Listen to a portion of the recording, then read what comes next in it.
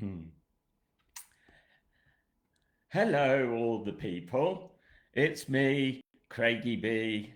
I thought, I did say earlier this morning when the sun was rising that I might go live again today, and here I am going live again. So I thought, as part of MS Awareness Month, I would share a short version of my MS journey to date, which kind of started in late February 2019. Although, with the benefit of hindsight, I think my journey with it began much earlier, much longer ago than that. But that's where I will begin today. Um, so, in late February 2019, I found myself needing to call an ambulance because I was really quite distressed, both physically and emotionally. In a few short months, my health had disassembled in dramatic fashion. I had descended from being a fully able bodied person in early November 2018 to becoming quite seriously, in my view, disabled in late February 2019. Within that incredibly short time span, I had suddenly developed the following non exhaustive list of symptoms. So, neither of my legs supported my body weight anymore. My right leg was so unresponsive, the only way I could move it was by picking it up and shoveling it around with my hands. I had sensory loss from the chest down. I had flu like shivers all the time. I had shooting pains in my head, and my feet were swollen. They were enormous, like enormous. And I had involuntary spasms emanating from my diaphragm, which were often quite violent, and there was nothing that I could do to stop them from happening. I just had to wait for them to pass. I was suffering from disorientation and a lack of balance, a lot like vertigo, and I was suffering fatigue, both mental and physical. I had problems with my digestive and urinary systems, and I had tremors in my arms and hands. Just and that is just a short list of all the troubling symptoms that had emerged in that very short time span, in the space of about 3.5 months. So um, when I arrived at hospital, scans revealed lesions in my brain and spine, and later that spring, I was formally diagnosed with MS, multiple sclerosis. Now, I didn't actually know what lesions were at the time. I was told I had lesions in my brain and spinal column. Um, one of the other things I may not have mentioned is that my spine was locked. The swelling inside the spinal column was so bad I could no longer turn my spine, and um, except for a 5 day schedule of steroid infusions and medications designed to counteract the effects of the steroids, that is the only medication I've received to this day. And so, one of the things I decided to do very recently was create a community um, on a platform called School where I would share my journey, what I'm actually doing to manage my condition without the meds. And so, I've um, ever since I got out of hospital, I was only there for 3 weeks because I insisted on being released as soon as possible. I um I I I have ignored attempts by people within our National Health Service to get me to embark on a lifelong program of medications, and um, but I thought rather than talk about that, I would share a little about my initial journey and what happened for me inside the hospital because it was quite the story, in my opinion. So, um, when I was admitted to hospital, I was put on a neurosciences ward where um, the the period with during which I received my initial care was really quite eye-opening. And despite how poorly and how unwell I was at the time, I actually found myself deeply affected by the suffering of the people on the ward around me. And this, despite the fact that I never saw the face of any of the other patients on my ward. And the reason for this was that I was fortunate enough to be assigned to a private room shortly after I arrived on the ward. And this sounds great, and it was in its way. And um, the thing is, I was not allowed to close my door. Not that I could have done anyway, because I couldn't actually. Once I was in my bed, I couldn't get out of it without assistance initially. And um, one of the things that was fascinating about the time I spent on the wards was the place was insane all around the clock, literally insane. It was like bedlam.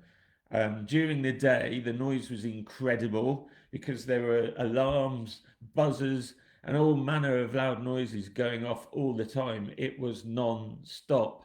And then the oddest of things would happen at around about midnight every single night. And there was there was this new kind of horror happened every single night, starting at around about midnight. Um, I'll give you a couple of examples of the kind of stuff that was going on.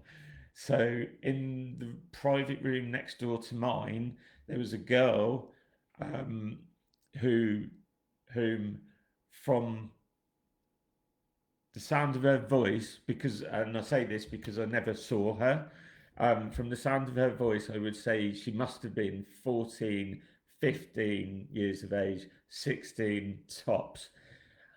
And I say that not just from the sound of her voice, but the way she talked about things, because I could hear her rattling on about this, that, and the other on a regular basis. But at midnight, every night, without fail, she would begin screaming. She would be screaming the place down. Like the volume of her voice was just incredible. And she would just be yelling about the staff, any hospital staff who were entering her room. She was yelling over and over, repeatedly, non-stop for several hours every night, that they were trying to kill her. And it was insane. Um, so anyway, I soon came to realise, like by the time we were on the third or fourth night that this was happening, I soon came to realise that her would-be murderers, these death squads who are visiting her every night, were not good at the murdery type stuff, given that she survived through to the morning every single day.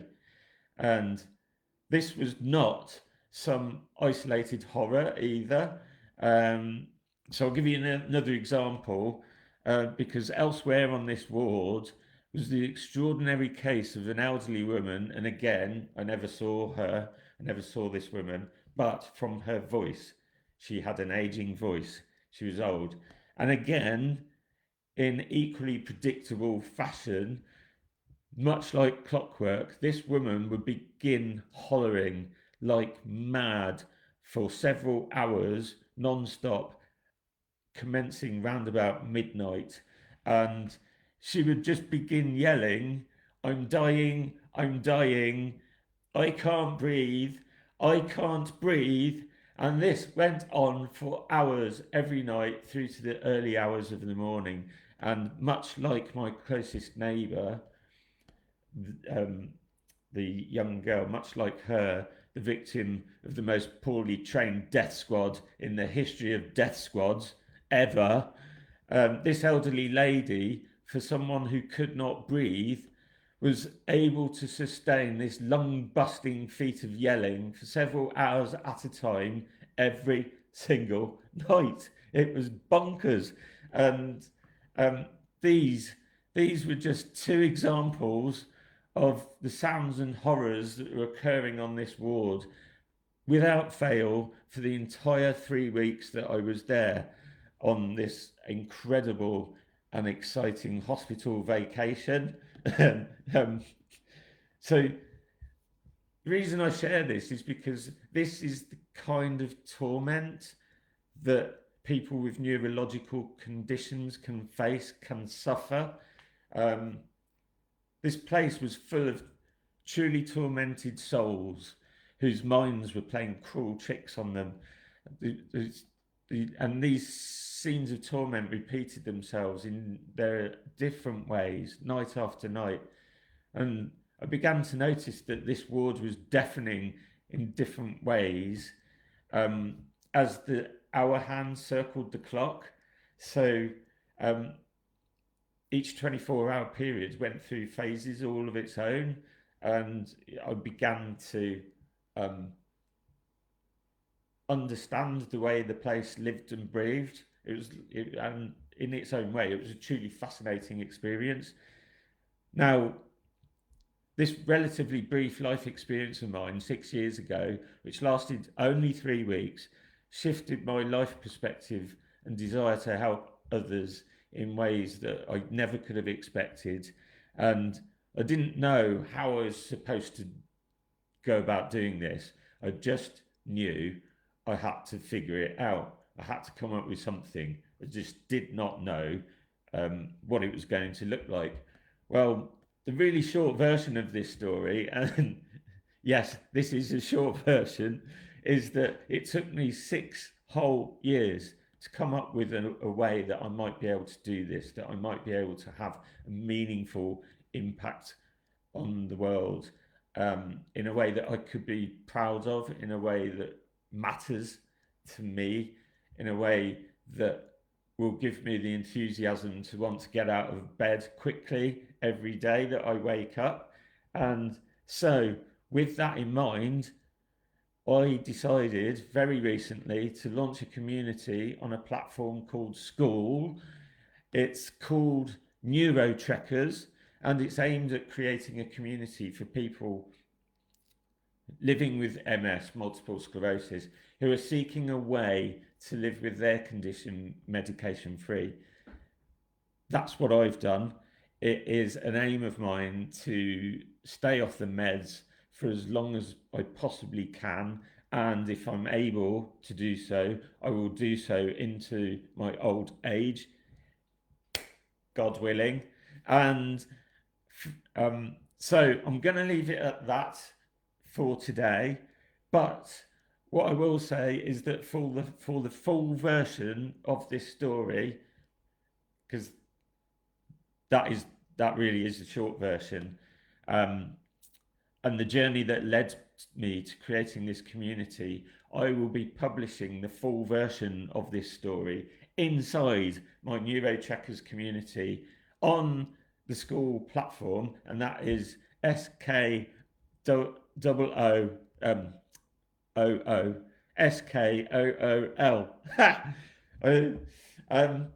So that's it for today, and I have told this short version of my story as part of Multiple Sclerosis Awareness Month, and this is day 9, and I will speak to you again with another live video in the morning. Bye for now.